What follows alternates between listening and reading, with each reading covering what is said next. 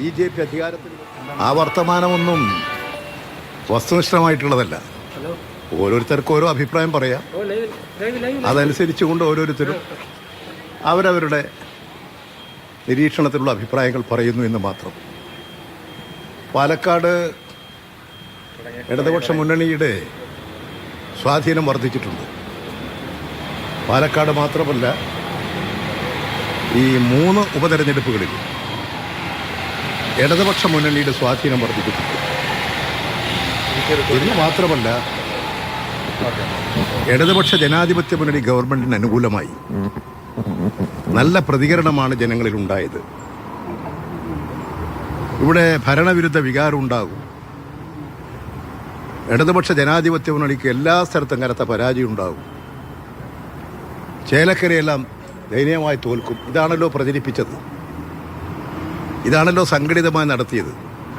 ആ പ്രചരണമെല്ലാം അസ്ഥാനത്തായി. ചേലക്കരയിൽ മെച്ചപ്പെട്ട വിജയം കരസ്ഥമാക്കാൻ കഴിഞ്ഞു. അതുപോലെ തന്നെ പാലക്കാട് നല്ല വോട്ടിംഗ് നേടിയെടുക്കാൻ കഴിഞ്ഞു.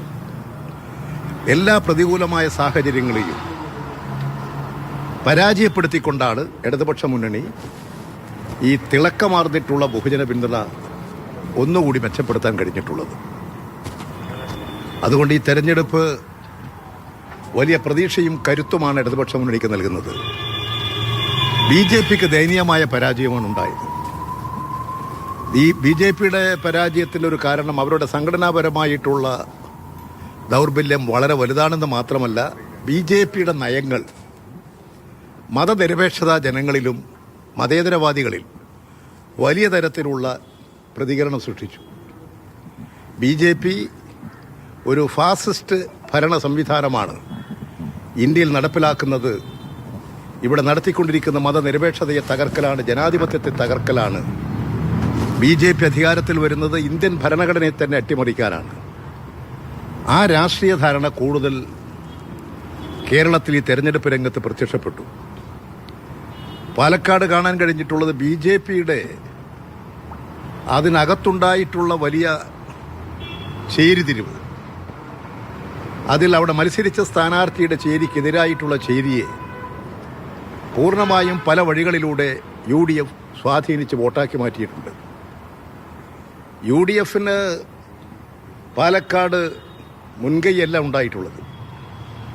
BJPക്കകത്തുണ്ടായിട്ടുള്ള സ്പ്ലിറ്റ്, അതിൽ കൃഷ്ണകുമാറിനെതിരായിട്ടുള്ള ഗ്രൂപ്പിൻ്റെ വോട്ട് പരമാവധി ശേഖരിക്കാൻ അവർ സംഘടിതമായ നീക്കം നടത്തി. അതിന് പണവും സ്വാധീനങ്ങളും എല്ലാം വലിയ തോതിൽ ഉപയോഗിച്ചു. രണ്ടാമത്തെ കാര്യം, ഇന്ത്യയിൽ ഹിന്ദു രാഷ്ട്രം കെട്ടിപ്പടുക്കലാണ്, മതരാഷ്ട്രം സ്ഥാപിക്കലാണ് ഞങ്ങളുടെ ലക്ഷ്യം എന്ന് പ്രഖ്യാപിച്ചിട്ടുള്ള BJP, അതിനുവേണ്ടി പ്രവർത്തിക്കുന്ന RSS, അതുപോലെ നിലപാട് സ്വീകരിക്കുന്നതാണ് ജമായത്തെ ഇസ്ലാമി.